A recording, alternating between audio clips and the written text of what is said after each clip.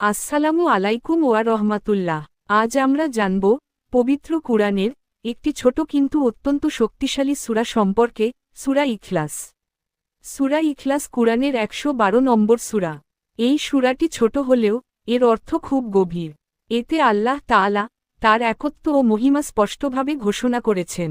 প্রথম আয়াত, কুলহু আল্লাহু আহাদ, যার অর্থ হল তিনি আল্লাহ, এক ও অদ্বিতীয়। এখানে আহাদ শব্দের অর্থ একমাত্র, যার কোনো অংশীদার নেই। দ্বিতীয় আয়াত, আল্লাহুস সামাদ, যার অর্থ আল্লাহ অমুখাপেক্ষী, অর্থাৎ সবাই তার ওপর নির্ভরশীল, কিন্তু তিনি কারো ওপর নির্ভরশীল নন। তৃতীয় আয়াত, লাম ইয়ালিদ ওয়া লাম ইউলাদ, যার অর্থ তিনি কাউকে জন্ম দেননি এবং তাকেও জন্ম দেওয়া হয়নি। এখানে আল্লাহ তাআলা স্পষ্ট করে দিয়েছেন যে তার কোনো সন্তান নেই এবং তিনি কারো সন্তান নন। চতুর্থ আয়াত, ওয়া লাম ইয়াকুল্লাহু কুফুয়ান আহাদ, অর্থ এবং তার সমতুল্য কেউ নেই। এই আয়াত আমাদের শেখায় আল্লাহর মতো কেউ নেই, তার কোনো তুলনা হয় না।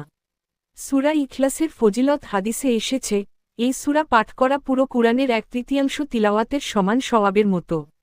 তাই আমরা যদি নিয়মিত এই সূরাটি পড়ি, তাহলে আমরা তাওহীদের শিক্ষা মনে রাখি এবং আমাদের ঈমান শক্তিশালী হয়।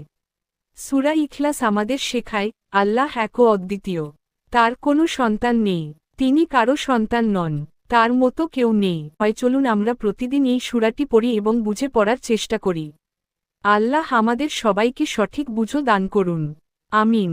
যদি এই ভিডিওটি আপনার ভালো লাগে, তাহলে লাইক, শেয়ার ও সাবস্ক্রাইব করুন।